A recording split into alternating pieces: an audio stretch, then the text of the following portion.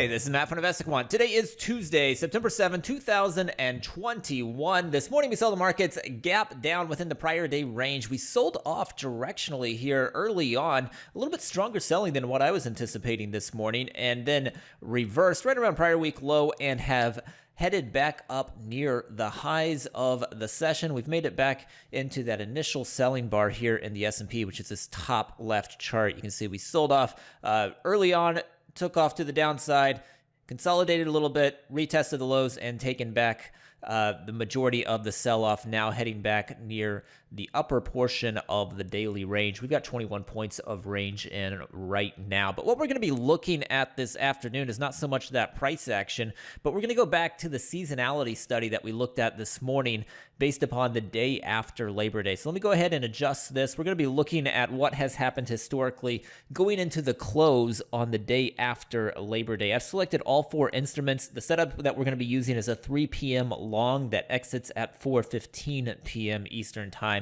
And we're going to go into the calendar library down here on the left, head down to the bottom there, and we're going to go to the holidays category and click equals next to day after Labor Day. That's right here. I can hit equals next to it. That adds it to the test. You can see it up here in the header section.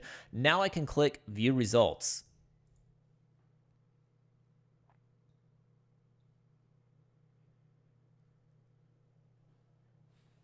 All right, here we go. These are the results based upon entering the market long at 3 p.m. Eastern Time, exiting at 4:15 p.m. Eastern Time when it is the day after Labor Day. So we've got 18 samples to look at dating back to 2003. And if we look at these, the win rates on them are all in agreement and all fairly strong based on the data that we have. So on these 18 samples, the S&P has a win rate of 72%, and that's telling you what percentage of these have finished above that 3 p.m. price. So 72% for the S&P, and it is 78% for the NASDAQ, Dow, and Russell. So they are all in agreement there, very similar win rates. 3 out of 4 of those historically have finished higher than that 3 p.m. Eastern Time price. If we look at the average moves on these, for the S&P, they're pretty similar in size. The NASDAQ appears to have caught an outlier. You can see that in the equity curve. The NASDAQ is the orange equity curve. If I